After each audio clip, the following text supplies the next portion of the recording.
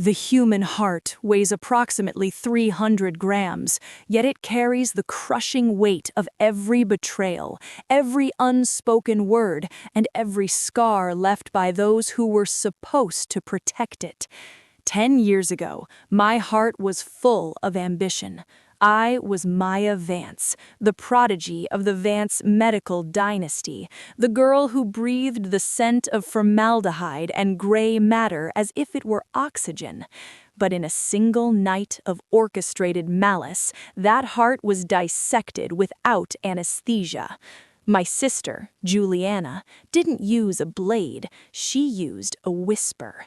And my parents, the prestigious Dr. Arthur and Madeline Vance, didn't use a suture to fix the rift, they used an eviction notice. They cast me out into the winter of the soul, convinced that their golden child was a failure. They didn't realize that in the darkness of exile, I would sharpen myself into the most precise instrument they had ever seen. The memory of that night is a recurring phantom, a ghost that haunts the sterile corridors of my mind. I remember the exact temperature of the room, a chilling 68 degrees as I stood in the center of our mahogany-lined library. My father, a world-renowned neurosurgeon whose hands were celebrated as the hands of God, looked at me as if I were a malignant tumor that needed to be excised from the family body. "I won't have it, Maya," he had roared, his voice trembling with a terrifying, cold rage. "To think that I poured my legacy, my name, and my resources into a girl who spends her clinical rotations in a drug-fueled haze at underground clubs? I saw the receipts. I saw the footage. You didn't just fail your boards. You failed the very concept of being a Vance."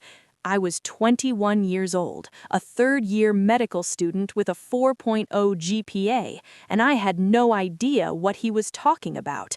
I hadn't been to a club in years. I didn't even have time to sleep, let alone party. I looked at Juliana, who was huddled in the corner, her face a mask of practiced, tearful sympathy. "I tried to stop her, Dad," Juliana had whimpered, her voice a masterclass in deception. "I went to that club to bring her home. I told her that Mom and Dad would find out, but she just laughed. She said she hated medicine. She said she was only doing it for the money. She's been using, Dad. That's why she's so thin. That's why she's never home." The evidence was irrefutable, or so it seemed, a series of doctored photos showing a girl who looked exactly like me, slumped over a bar with a needle nearby, a forged transcript showing a string of incomplete grades. My mother, Madeline, a woman who valued social standing more than her own children, didn't even look at me. She was too busy wiping a single performative tear from her cheek. "Leave this house, Maya," my mother had said, her voice a flat, dead thing. "We have already contacted the university. Your scholarship, the one funded by our foundation, has been revoked. Your trust fund is closed. You are no longer a Vance. You are a ghost. Do not haunt us again." I didn't beg. I didn't scream. I looked into Juliana's eyes and saw the truth, a dark, roiling envy that had been brewing since we were toddlers. I was the one with the talent. She was the one with the charm. She didn't want the stethoscope. She wanted the throne. And to get it, she had to kill the heir. I walked out of that mansion with nothing but my backpack and a stolen surgical suturing kit. I spent that first night on a park bench, the cold biting into my bones, stitching a piece of discarded leather over and over again until my fingers were numb. Every stitch was a vow. Every knot was a promise. If I couldn't be a Vance, I would be something better. I would be a god of the operating room. The next 5 years were a descent into the furnace of reality. I moved 3 states away, changed my name to Maya Thorne, and worked as a janitor in a county morgue while finishing my degree at a low-tier state college that didn't care about my disgraced past. I lived in a basement apartment that smelled of damp rot, and I ate nothing but canned soup and determination. While Juliana was being toasted at debutante balls and managing the family's charitable arm, I was elbows deep in the trauma bays of inner-city hospitals. I learned to operate when the power went out. I learned to stop a catastrophic bleed with nothing but a pair of forceps and a prayer. I became the ice surgeon, a woman who didn't flinch when a chest cavity was a lake of blood, a woman who saw the human body not as a temple, but a complex machine that needed a master mechanic. I rose through the ranks of the surgical world like a ghost ship in the night. By the age of 28, I was the youngest chief of trauma in the state's history. My reputation preceded me. I took the cases that other surgeons called suicide missions. I had a 0% mortality rate for penetrating thoracic trauma. I was the surgeon for the lost causes. I never contacted my parents. I never checked on Juliana. I had imputed that part of my life, cauterizing the wound until I couldn't feel the phantom pain anymore. I was Dr. Maya Thorne, a creature of light and steel, and I thought I was safe in my sterile sanctuary. It was a Tuesday night, the kind of night where the moon is obscured by the smog of the city and the emergency room feels like a war zone. I was in the scrub room, the rhythmic scritch-scritch of the brush against my fingernails, the only sound in the room. I was prepping for an elective cholecystectomy, a simple bread and butter case to end my shift. Then the red light began to spin. The code black alarm, reserved only for mass casualties or VIP emergencies, screamed through the intercom. Level 1 trauma. Incoming. ATA 2 minutes. High-speed MVA. Multiple victims. 1 female, mid-20s. GCS of 3. Massive crush injury to the chest. Suspected aortic rupture. Bilateral tension pneumothorax. Patient is hemodynamically unstable. This is a priority 1. I dropped the scrub brush. My intern, a nervous kid named Leo, looked at me with wide eyes. Dr. Thorne, that sounds like a DOA. Nobody survives a ruptured aorta at the scene. Not on my watch, I said, my voice as cold as a morgue slab.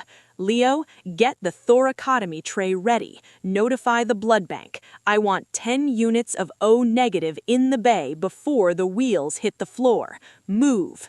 I strode into the trauma bay just as the ambulance doors burst open. The paramedics were drenched in sweat, one of them perched on top of the gurney, performing manual chest compressions. The patient was a mess of blood, shattered glass, and twisted metal. Her face was unrecognizable, hidden beneath a mask of gore and a sea collar. "We lost pulse twice in transit," the paramedic yelled over the din. "She's a Vance. The parents are right behind us. They're losing their minds." The name hit me like a physical blow. Vance. I stepped forward, my hands moving with a practiced, robotic precision. I didn't think. I acted. I felt for a carotid pulse. Nothing. I looked at the monitor, a flat green line that mocked the very concept of life. "Get her off the gurney," I barked. "Leo, take over compressions. I'm going in." I grabbed the scalpel from the tray. With a single brutal stroke, I opened the patient's chest from the sternum to the armpit, the clamshell incision. It's the last resort of the desperate, a literal opening of the soul to save the flesh. I reached my hand into the warm, wet cavity, my fingers searching for the heart. As I began manual internal massage, squeezing the heart with my own bare hand to mimic a beat, the trauma bay doors flew open. My father, Arthur Vance stood there. He looked older, his hair white, his expensive suit stained with road grime. Beside him, my mother was screaming, a sound of pure, unadulterated agony. "Save her!" my father roared, pointing at the body on the table. "I don't care who you are or what it costs. That is Juliana Vance. You save her or I will burn this hospital to the ground." I didn't look up. I kept squeezing the heart. Thump, thump, thump. I looked down at the face of the woman I was trying to save. Now that the blood had been wiped away by a nurse, I saw the features I had spent a lifetime trying to forget. It was Juliana, the liar, the thief of my life, and she was dying under my hand.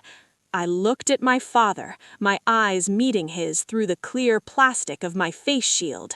For a second, he didn't recognize me. He just saw a surgeon covered in his daughter's blood. The operating theater is the only place in the world where time doesn't exist. There's only the rhythm of the ventilator, the hiss of the suction, and the high-pitched chirp of the vitals monitor. In this space, I am no longer a daughter or a sister. I am a precision instrument. Juliana lay before me, her life leaking through the cracks of her shattered ribs. My father stood behind the observation glass, his face pressed against the pane like a ghost haunting his own legacy. He wanted to reach in and control the outcome, as he always had. But today, the laws of physics and biology were the only authorities. To save the woman who had surgically removed me from my own life, I had to be more than a doctor. I had to be a saint with a scalpel. "Clamp!" I barked, my hand outstretched. The instrument was slapped into my palm with a sharp, metallic sting. I didn't look up. I was staring into the cavern of Juliana's chest. The internal bleeding was catastrophic. The aorta hadn't just ruptured, it had been shredded by a fragment of her own sternum. "Pressure is 50/20 and dropping," the anesthesiologist, Dr. Kincaid, announced. His voice was steady, but I could see the tension in the way he gripped the manual bellows. "She's coding, Maya. We're losing the brain." "I'm not losing her," I hissed. My fingers were deep inside her, feeling for the cold, slippery pulse of the vessel. "I have the proximal control. Leo, get the cell saver on that pool of blood. We need every drop back in her system. Now." I could feel my father's eyes burning into the back of my neck. Arthur Vance, the man who had once told me I didn't have the stomach for trauma, was now witnessing the very thing he said I lacked. I wasn't just working on a patient, I was performing an exorcism of a decade of doubt. Suddenly, the intercom crackled. My father's voice filled the OR, an unforgivable breach of protocol. "Maya, listen to me," he shouted, his voice cracking with a mixture of desperation and his old familiar arrogance. "The tear is likely at the ligamentum arteriosum. You need to bypass. Don't try to primary repair. You'll tear the tissue. I've seen this 100 times. I paused for a fraction of a second, my eyes narrowing. "Leo, mute the intercom," I said, my voice like ice dry. "But Dr. Thorne, that's Dr. Vance," the intern stammered, his hands shaking. "I don't care if it's the Surgeon General," I snapped. "In this room, my word is law. Mute him, now." The silence that followed was heavy and beautiful. I turned my focus back to the shred of tissue that was Juliana's only hope. My father was wrong. If I tried to bypass now, she would stroke out before I could finish the first anastomosis. Her tissue wasn't healthy. It was friable, likely from years of the very lifestyle she accused me of leading. 3O proline on a SH needle, I commanded. I began to sew. This was the part of surgery that was more art than science. The needle moved in a perfect arc, pulling the torn edges of the aorta together with the delicacy of a spider web. Each stitch had to be tight enough to hold back the force of her blood, but gentle enough not to cheese wire through the damaged wall. As I worked, the memories began to bleed through the sterile barrier. I remembered Juliana's face 5 years ago, the night she found the drugs in my bag, drugs she had put there herself. I remembered the way she cried into my mother's shoulder, playing the role of the heartbroken sister while I was being stripped of my dignity. Stitch, the night I slept in the rain. Stitch, the 3 months I spent working as a dishwasher just to buy a stethoscope. Stitch, the look of pure, unadulterated triumphs when the door hit my back. "Pressure is stabilizing," Kincaid said, a note of genuine surprise in his voice. 70/40. Keep going, Maya. You're winning. I didn't feel like I was winning. I felt like I was tied to a sinking ship. Why was I saving her? Was it the oath? Or was it the twisted need to prove that I was the one who survived, while she was the one who broke? Suddenly, Juliana's heart began to quiver. Not a beat, but a frantic, useless vibration. Ventricular fibrillation. "Clear," Kincaid yelled, reaching for the internal paddles. I pulled my hands back. The paddles were placed directly onto the heart muscle, the muscle I had been massaging just minutes before. Zap! The body on the table jolted. The line on the monitor stayed flat. "Again, 20 joules," I barked. Zap! Nothing. The observation gallery was a theater of shadows. I could see my mother, Madeline, collapsed in the front row of the seats, her hands over her mouth. My father was pacing, pounding his fist against the glass. He was screaming something, but the muted intercom kept his rage contained. "Maya, it's been 3 minutes of flatline. The brain, she's going to be a vegetable." I said again. I roared. I grabbed the paddles myself. I didn't come this far to let a liar have the last word.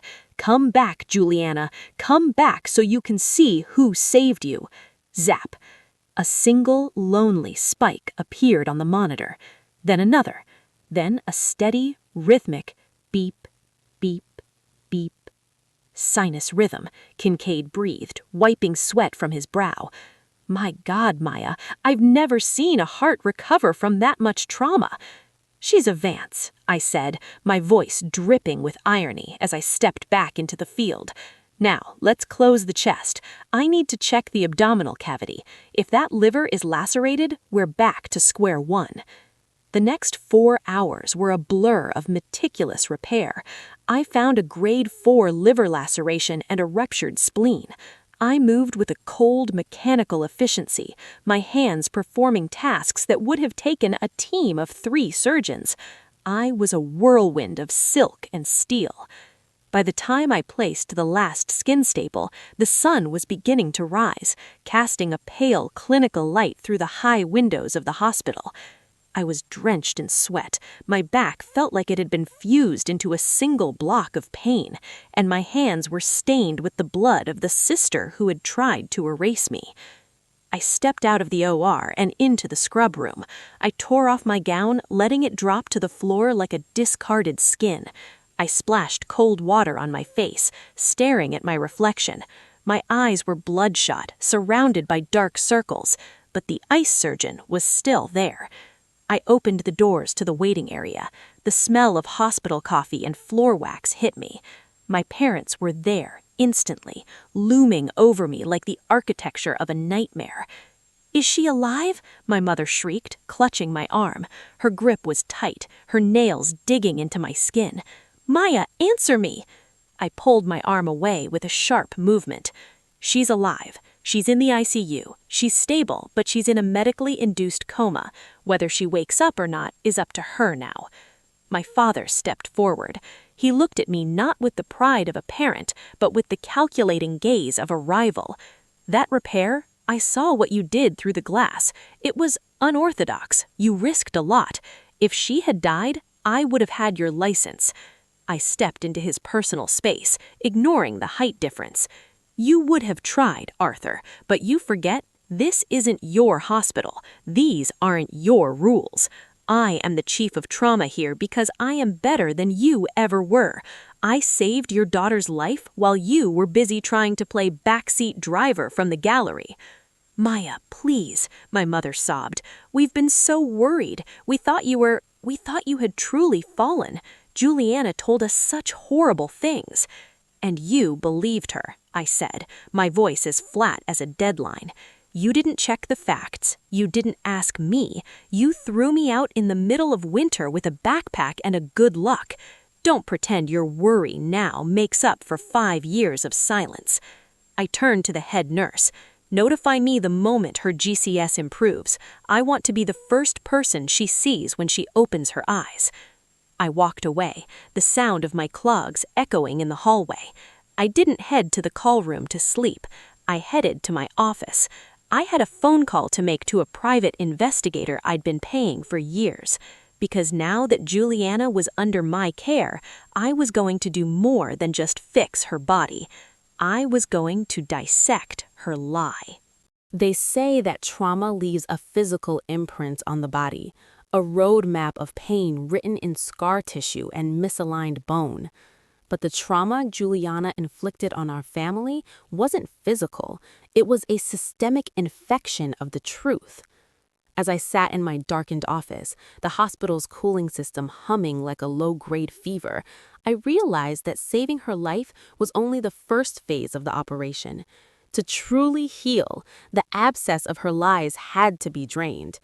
My father still looked at me with a mixture of professional awe and parental disdain, a man caught between acknowledging my genius and protecting his own ego. He didn't realize that while he was busy checking her vitals, I was checking her secrets. I stared at the plastic patient belongings bag sitting on my desk. It had been recovered from the wreckage of Juliana's convertible, a car our father had bought her to celebrate her promotion to the board of the Vance Foundation. The bag was stained with mud and dried blood, smelling of expensive leather and gasoline. Inside was a shattered smartphone, a designer wallet, and a small encrypted USB drive that had fallen out of her vanity case during the impact. My hands, the same hands that had just spent 6 hours inside a human chest, were steady as I reached for the phone. The screen was a spider web of cracks, but the internals were still humming.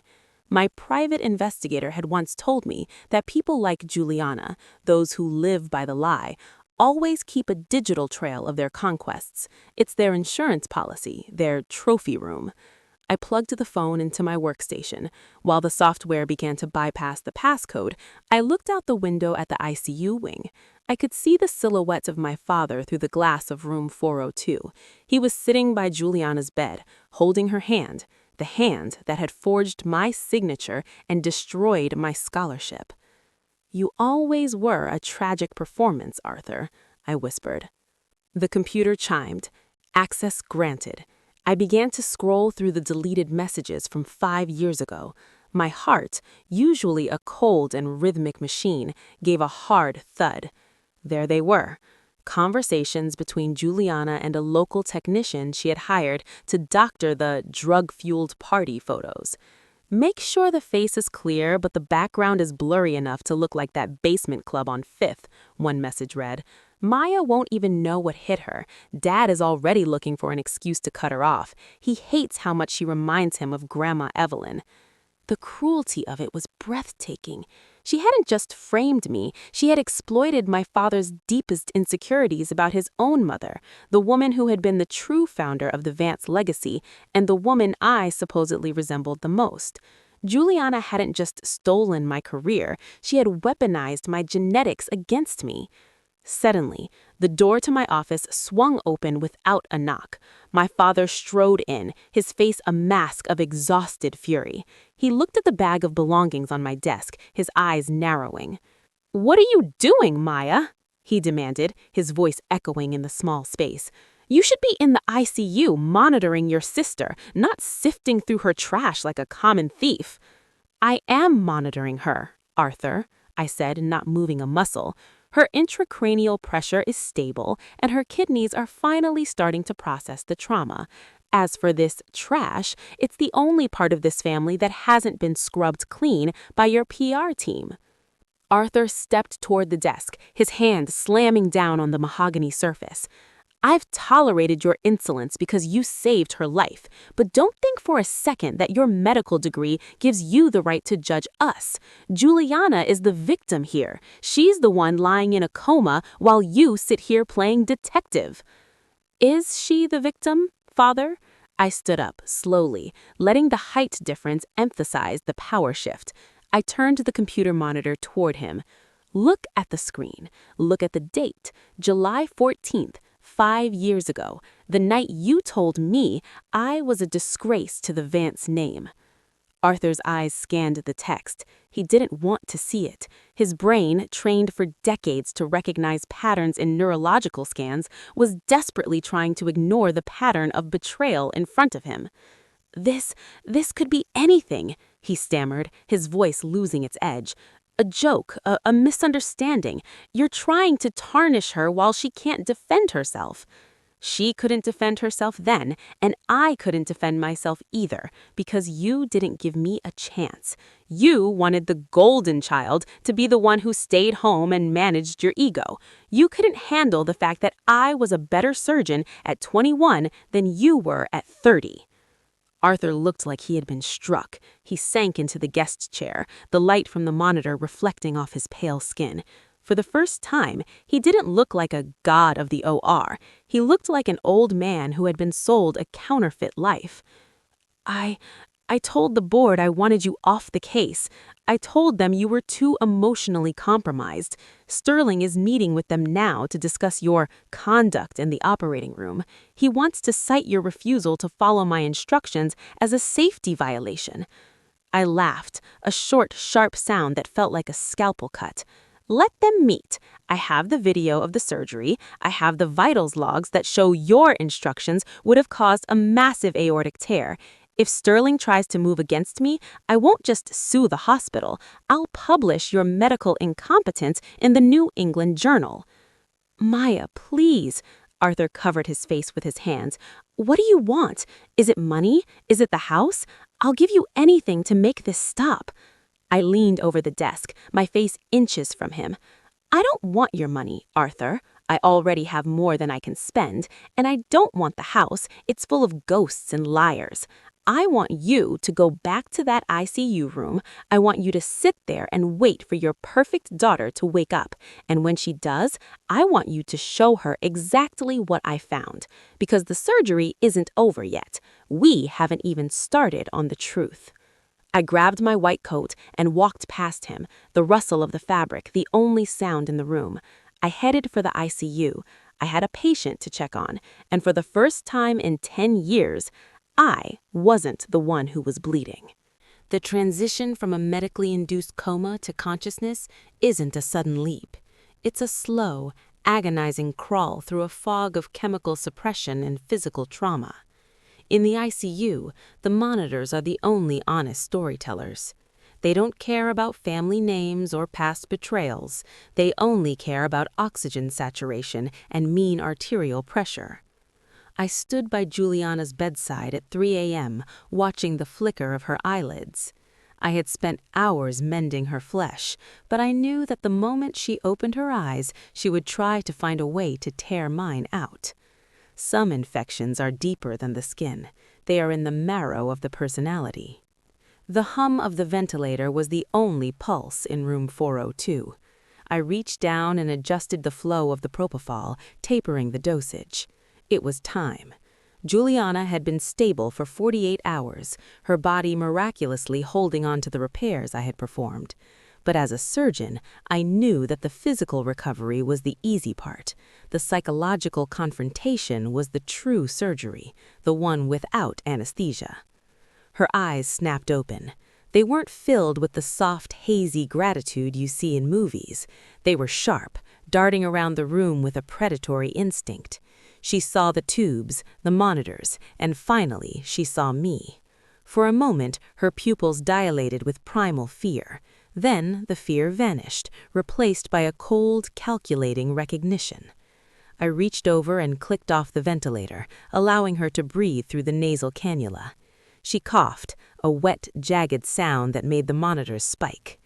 "Don't try to speak yet," I said, my voice as neutral as a saline drip. Your lungs are still recovering from the contusion. You're at Vance Memorial. You were in a high-speed collision. I was the attending surgeon." Juliana's hand, hooked up to a pulse oximeter, twitched toward her throat. She felt the heavy dressing over her sternum, the place where I had literally cracked her open to save her life. She looked at me, and I saw the wheels turning. She was assessing her leverage, even while her body was held together by my silk sutures. "Maya," she rasped, her voice a ghost of her former self. You did this to me." "I saved you, Juliana," I replied, crossing my arms. "There's a difference. Every other surgeon in this building, including our father, was ready to sign your death certificate. I'm the only reason you're drawing breath." At that moment, the door pushed open. My father, Arthur, walked in. He looked like he hadn't slept in a week. When he saw Juliana awake, he let out a choked sound and rushed to her side. "Juliana! Oh, thank God! You're back! You're safe now!" he cried, clutching her hand. Juliana didn't squeeze his hand. Instead, she looked at him with tears that appeared with terrifying efficiency. "Dad, it hurts. My chest. Maya was so angry in the OR. I remember her saying I didn't deserve to live. She was so rough with me." I felt a cold chill settle in my stomach. Even now, with her chest held together by steel wires, she was weaving a new web. She was going to play the victim of medical malpractice to discredit the woman who had pulled her from the grave. Arthur looked up at me, his eyes filled with a sudden sharp suspicion. The doubt I had planted with the digital evidence was being overwritten by the sight of her broken angel. "Maya, what is she talking about?" Arthur asked, his voice hardening. "There are protocols for trauma surgery. Were you reckless?" "I was the only one who was competent, Arthur," I said, looking him dead in the eye. "And don't bother with the tears, Juliana. I have the video feed of the entire surgery. Every move I made was textbook. The roughness you feel is called life. It hurts when you're not dead." Juliana let out a small, pathetic sob. "She hates me, Dad. She's always hated me. She's using this to get back at us. Look at my leg. I can't feel my leg. What did she do to me?" She was right about one thing. Her left leg had a significant nerve deficit due to the pelvic fracture, but the way she framed it, as if I intentionally clipped a nerve, was a masterstroke of malice. She was setting the stage for a lawsuit that would strip me of my license and my reputation, finishing what she started 5 years ago. "I'm calling the chief of staff," Arthur said, standing up. "I want an independent audit of this procedure. Maya, if I find even a single deviation from standard care, I will make sure you never hold a scalpel again. You shouldn't have been allowed in that room." "I was allowed in that room because you were too cowardly to go in yourself," I shouted, the frustration finally boiling over.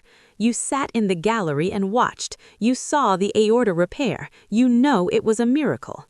"I saw what I wanted to see," Arthur replied, his voice dropping to a whisper. "But my daughter's testimony carries more weight than your brilliance. You're brilliant, Maya, but you're cruel, and the board will agree with me." I looked at the two of them, the father who was blinded by a fake light, and the sister who was a void of darkness. I realized then that no amount of medical skill could heal this family. They didn't want the truth, they wanted a story where they were the heroes and I was the villain. "Fine," I said, stepping back from the bed. "Conduct your audit, call your lawyers, but while you're at it, Arthur, explain to the board why you were trying to give surgical orders from an unsterilized observation booth. And Juliana, keep lying. It's the only thing you're truly good at. But remember, I'm the one who knows exactly how fragile your heart is. I've seen it. It's small, and it's cold, and it's only beating because I allowed it." I walked out of the room, the sliding glass door closing with a hiss that sounded like a snake. I didn't go to my office. I went to the security room. I needed to ensure that the raw footage of the surgery and the footage of my father's interference didn't disappear before the audit. The war wasn't over. The serpent had awakened, but I was holding the venom. There is no place colder than a hospital boardroom at midnight. It is the place where clinical outcomes are stripped of their humanity and reduced to liability percentages and insurance risk. I had spent my life believing that the truth of a successful surgery was in the patient's pulse, but as I stood before the medical ethics committee, I realized that in the eyes of the Vance family, a pulse was just a witness to be intimidated. My father sat at the far end of the table, his face a mask of judicial granite. He wasn't acting as a doctor, he was acting as a prosecutor. The audit wasn't about the quality of my sutures, it was about whether he could finally bury the daughter who had outshone him. The fluorescent lights hummed with a maddening, high-pitched frequency. On the mahogany table sat a stack of documents 3 inches thick, the Thorne Incident Report. Dr. Sterling, the chief of staff, cleared his throat, his eyes darting nervously between me and my father. "Dr. Thorne," Sterling began, his voice thin, "this committee has been convened to review the emergency thoracotomy performed on Juliana Vance. Mr. Arthur Vance has filed a formal complaint alleging malicious surgical conduct and unauthorized deviation from life-saving protocols. He specifically cites your refusal to follow direct consultative advice during a critical aortic repair." I sat perfectly still, my hands folded on the table. I wasn't wearing my white coat. I was wearing a black suit, sharp and severe, the uniform of a woman who was done playing the role of the humble healer. "I didn't refuse advice, Dr. Sterling," I said, my voice echoing with a low, dangerous resonance. "I ignored a dangerous suggestion from an unscrubbed observer who was blinded by panic. Had I followed Arthur Vance's advice to bypass, the patient would have suffered a catastrophic stroke within 90 seconds. I performed a primary repair using a 3-0 Prolene suture, which restored 100% of the aortic integrity. The vitals logs, which you have in front of you, prove that the patient's MAP stabilized immediately after my intervention." "It's not just about the aorta, Maya," my father barked, leaning forward. "Juliana woke up in agony. She has permanent nerve damage in her lower left extremity.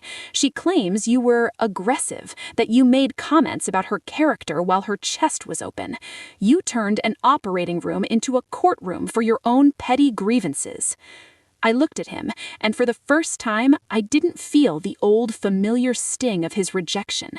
I felt pity. "Aggressive, Arthur. I was performing a clamshell thoracotomy on a patient with no pulse. It's a brutal, violent procedure by definition.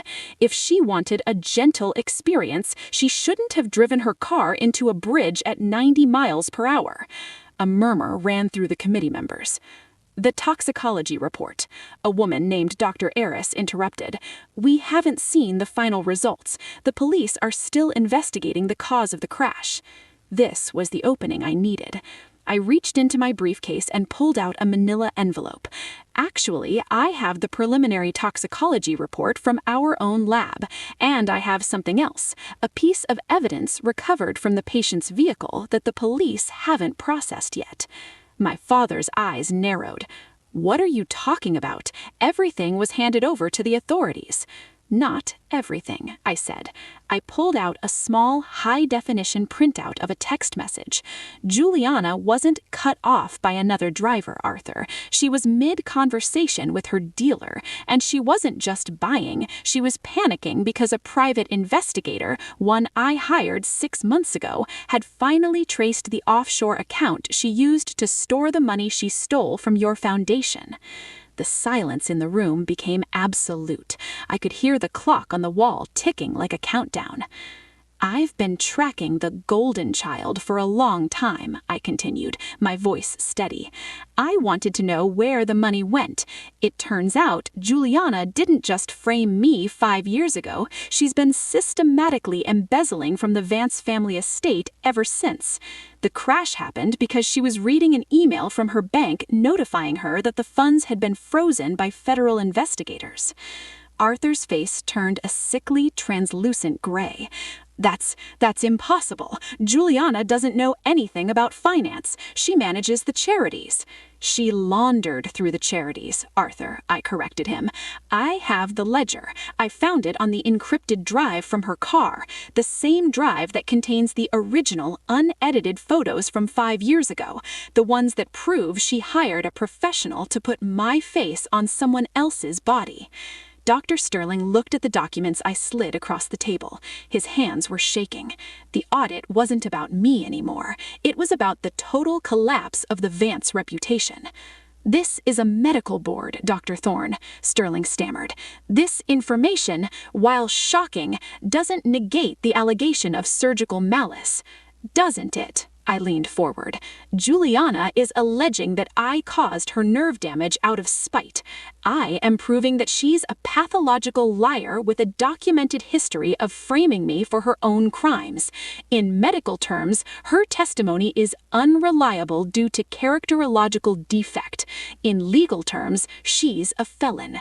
My father looked at the ledger. He saw his own signature on several of the charity transfers, signatures Juliana had forged with the same precision she used to destroy me. He saw the rot. He saw that the daughter he had nurtured was a parasite, and the daughter he had discarded was the only thing holding his world together. "Maya," Arthur whispered, his voice broken, "why did you wait until now?" "Because you didn't deserve the truth until you were forced to see it. I saved her life to prove I was a surgeon. I'm destroying her lies to prove I'm a Vance. Now, does the committee wish to proceed with the audit, or shall we discuss the liability the hospital faces for allowing an unscrubbed civilian, Arthur Vance, to interfere with a level 1 trauma surgery?" Dr. Arris looked at my father, then at me. "I believe we have heard enough. This committee finds no evidence of surgical malice. Dr. Thorne, your conduct was exemplary under extreme pressure. As for the other matters, they are for the police." The board members filed out of the room, leaving me alone with my father. He sat there staring at the floor, the hands of God trembling in his lap. "She's going to prison, isn't she?" he asked. "If the internal bleeding doesn't get her first," I replied. "I did my part, Arthur. I fixed the body. I can't fix the soul. That's on her and on you." I stood up and walked toward the door. I felt a strange lightness, a phantom limb finally returning to its place. The weight of the exile was gone. "Maya," Arthur called out as I reached the handle. I didn't turn around. "Back to my patients, Arthur. Unlike Juliana, I have work to do, and unlike you, I don't need a family name to know who I am." I walked out into the sterile white light of the hallway. The audit was over. The lie was dead. But as I headed for the ICU, I knew that the final confrontation, the one where Juliana had to face the monster in the mirror, was yet to come. Victory in a boardroom is a cold comfort when the war is still raging in the intensive care unit. I had stripped the mask from the Vance legacy, leaving my father a broken man and my mother a ghost of her former social standing. But a cornered predator is never more dangerous than when it is wounded. Juliana lay in room 402, her body a battlefield of my making. But her mind was already calculating the cost of her exposure. She knew the audit had failed, she knew the ledger was in the hands of the authorities, and she knew that the only way to win now was to ensure that if she went down, she took the eye surgeon with her. The most dangerous toxin in medicine isn't a chemical, it's desperation. The hospital at 2 a.m. is a labyrinth of shadows and the rhythmic sighing of machines. I walked toward the ICU, the weight of the manila envelope still heavy in my hand. I had the evidence, I had the board support, and I had my dignity. But as I approached Juliana's room, I saw that the guard I had requested was missing from his post. A cold, surgical instinct flared in my chest. I pushed the sliding glass door open. Juliana wasn't sleeping. She was sitting up, her face pale and waxy in the moonlight, her eyes wide with a frantic, manic energy. She had pulled out her own IV line. Blood was dripping from the catheter site, staining the white sheets like a Rorschach blot. In her hand, she held a stolen syringe, likely snatched from a passing nurse's cart. "Don't come any closer, Maya," she rasped, her voice sounding like glass grinding on stone. She held the syringe to the port of her central line, the direct highway to her heart. "I saw Dad's face when he left an hour ago. He didn't even look at me. He looked through me. You told him, didn't you? You showed him the numbers." "I showed him the truth, Juliana," I said, my voice low and steady. I didn't move. If I lunged, she could inject air or an unknown substance directly into her bloodstream, causing an embolism that would kill her before I could grab a crash cart. "The audit is over. The police are waiting for your condition to stabilize before they move you to a secure wing. It's done." "It's never done," she shrieked, her monitors beginning to wail as her heart rate spiked to 140. "I spent 5 years building that wall. I made them love me. I made them hate you. And you come back here with your fancy title and your hero hands, and you think you can just pull it all down? If I can't be a Vance, then there won't be any Vances left." She lowered the syringe, but not toward her line. She pointed it at me. I realized then what was in the vial. Potassium chloride, concentrated. It's what we use in lethal injections to stop the heart. If she could scratch me or inject it during a struggle, I wouldn't make it out of this room. "You think you're so much better than me," Juliana whispered, her hand shaking. "But you're the one who lived in the dirt for 5 years. You're the one who smells like a morgue. I was the one who had the life. I had the parties, the cars, the jewelry. And you have nothing but a tray of cold tools." "I have a life that isn't a lie," I replied, taking a slow, deliberate step forward. "I can look at my hands and know they've actually built something. What do you have, Juliana? A pile of forged signatures? A stolen account that's now frozen? You're not a Vance. You're just a thief who got caught in the light." At that moment, the alarms on her monitor changed tone. The energized stress on her recently repaired aorta was reaching a breaking point. The ice surgeon in me saw the signs before the machines did. Her jugular veins were distending, and her skin was taking on a mottled blue hue. The suture line was holding, but the tissue around it was failing. "Juliana, put the syringe down," I commanded, my voice dropping into my chief of trauma register. "You're having a hypertensive crisis. Your aorta is going to dissect now if you don't calm down. If it tears now, there is no second miracle. I won't be able to save you a second time." "Good," she laughed, a hideous, choked sound. "Let it tear, let it all burn.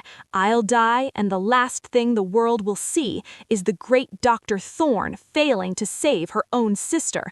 They'll say you let me die out of spite. They'll always wonder if you did it on purpose."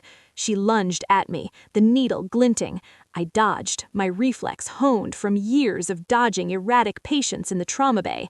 I grabbed her wrist, the bone feeling like dry kindling in my grip. We struggled for a second, the savior and the destroyer locked in a dance over a hospital bed.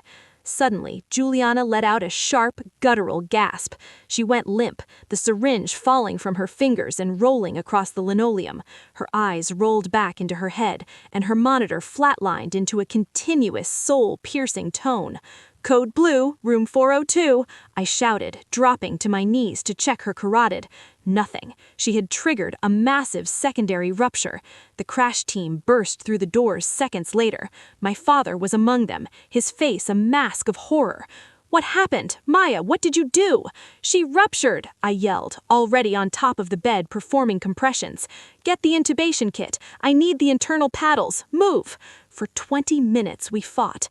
I felt her ribs crack under my hands, the ribs I had so carefully plated just days before. I saw my father's face as he realized his daughter was slipping away again, but this time it wasn't a car accident. It was her own malice that had finished the job. I looked at the monitor, asystole, for a long, agonizing minute. I looked at the syringe on the floor, the concentrated poison she had meant for me. I could stop. I could just stop. If she died now, the secrets died with her. My reputation would be safe. The Vance name would be a tragic footnote. I looked at my father. He was watching me, his eyes pleading for a miracle I didn't want to give. Dr. Thorne? Asked the nurse, her hand hovering over the defibrillator. Should we call it? I looked at Juliana's pale, empty face. I reached for the paddles. Not yet. One more time. 30 joules. Clear. In the high-stakes theater of trauma surgery, there is a concept called the golden hour. But when an aorta re-ruptures, you don't have an hour. You have seconds. As I held Juliana's failing heart in my hands for the second time in a week, I felt the cold, familiar clarity of the ice surgeon. But beneath the professional mask, a war was raging. This wasn't just a patient, she was a weapon that had been aimed at my heart for a decade. Every squeeze of her cardiac muscle felt like a debt I was paying, not to her, but to my own integrity. I was saving a monster to preserve my own humanity, while outside these walls, the last remnants of the Vance Empire were being burned to the ground by a mother who would rather see us all dead than disgraced. I have the bleed. Cross-clamp now. My voice was a whip crack in the frantic silence of the ICU room, which had been converted into a makeshift surgical suite. We didn't have time to move her back to the OR.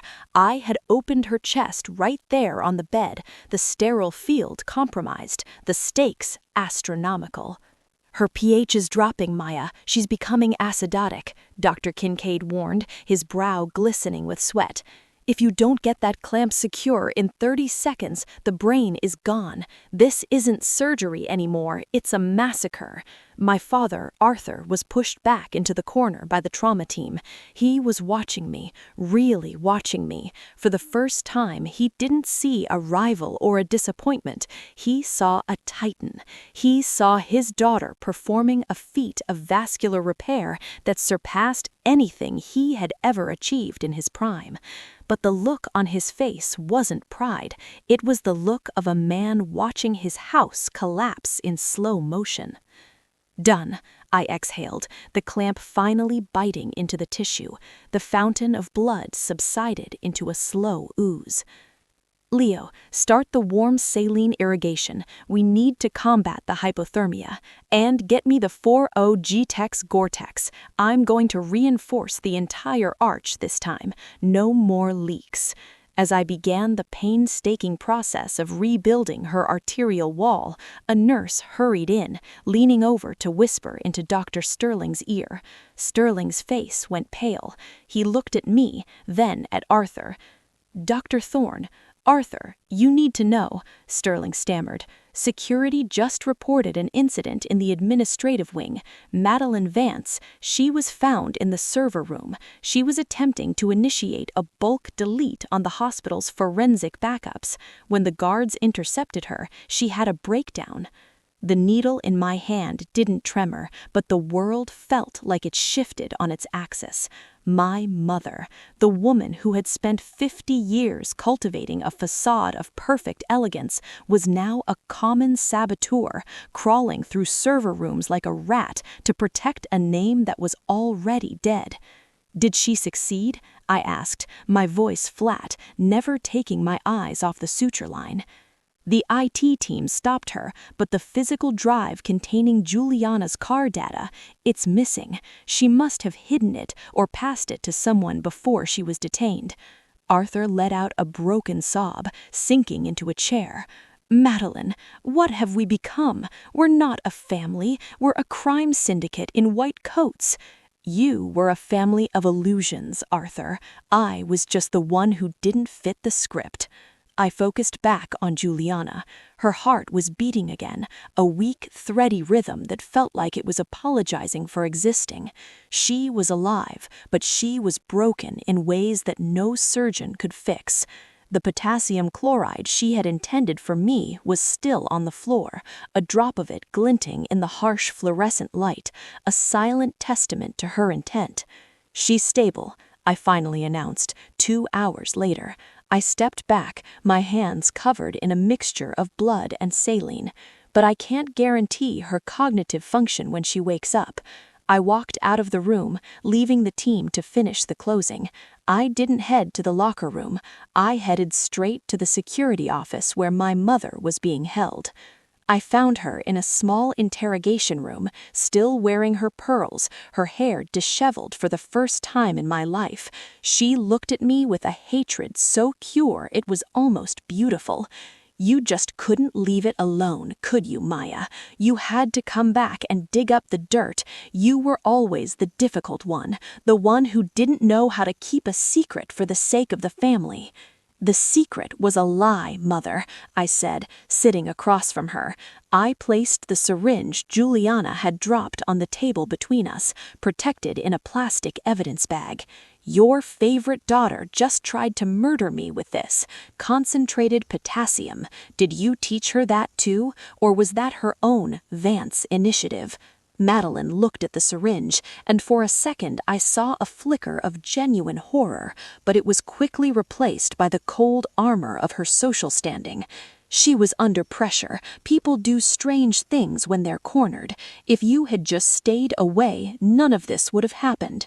Give me the drive, Mother, I said, my voice dropping to a whisper. I know you have it. If you give it to me now, I might be able to convince the board not to press charges for the server room breach. I might be able to save you from a public trial.